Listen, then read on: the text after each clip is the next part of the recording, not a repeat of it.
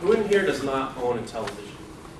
As you can tell, nearly everyone owns a television, and that is why today I will be talking about the information needed when buying a high-definition television.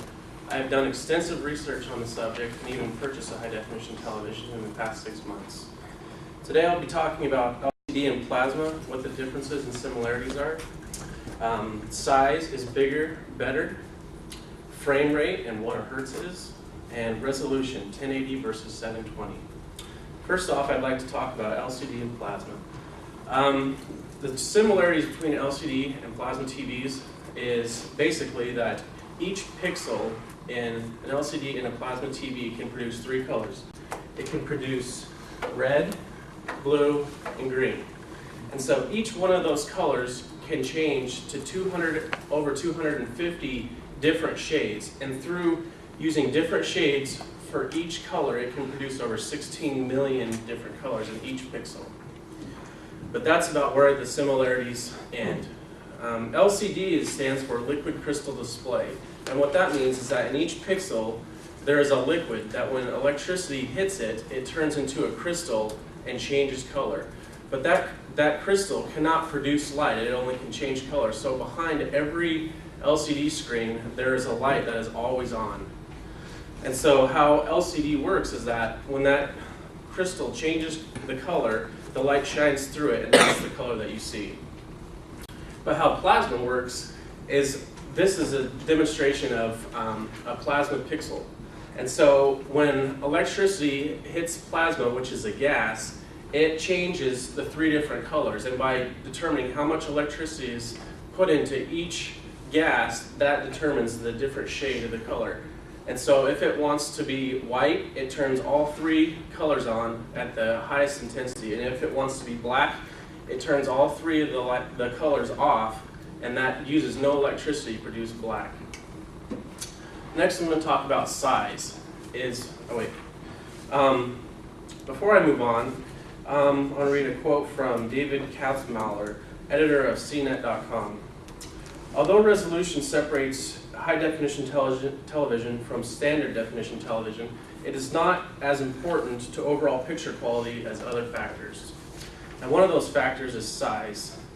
Bigger is not always necessarily better. As you can see, I have a chart right here that shows what size screen you have and what size room you should have. So if you have a 60-inch television, you want to sit at least 7.5 feet away from your television. Because if you're sitting any closer, the picture is going to be blurry. It's like going to a movie theater and sitting in the front row. The picture is going to be so overwhelming that you're not going to be able to enjoy the full picture. Same goes for a smaller screen. If it's so far away that you can barely see it, you're not going to see all the detail. Next is frame rate. And what frame rate is how many times the pixel changes color in a second.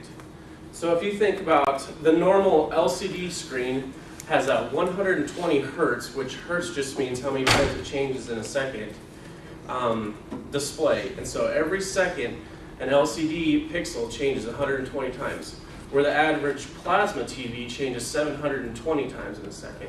And so what that means is the faster the pixel changes, the smoother the picture is going to be. If you ever watch a low-quality LCD screen and you see fast action go across and it looks kind of blurry, that's because the pixels aren't changing quick enough. And next is resolution, 1080 versus 720. What that means is how many lines of pixels horizontally is on the screen.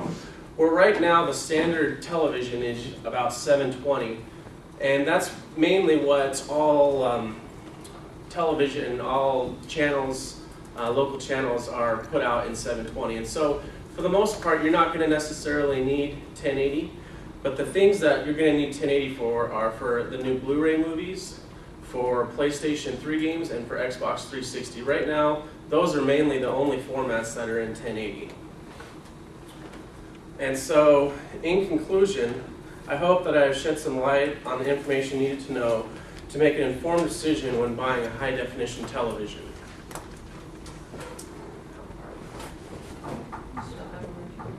Okay. went a lot faster than I another thing to think about is the inputs that come into your television. An input is how you connect either your DVD player or your Blu-ray player or anything like that. And the best input that there is HDMI. And what HDMI stands is a cable that has 19 different pins on it to send the information less compacted. Whereas if you use standard AV cables, there's only 3 different channels that it can send, where HDMI has 19. And so the information goes across a lot more, less compacted, and it makes the picture look a lot smoother. And that's all I have.